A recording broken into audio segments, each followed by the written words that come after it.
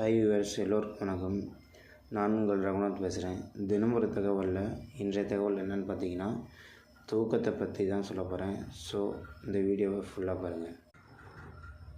தூக்கம் என்பது மனிதன் மற்றும் அனைத்து உயிர்களுக்கும் ஒரு முக்கியமான ஒன்றாகும்.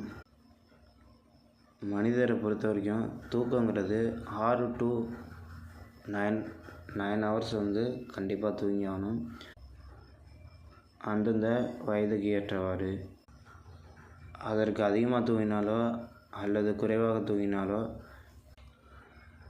உடலிலும் மனதிலும் பெரிய பாதிப்பை கொண்டு வரும்.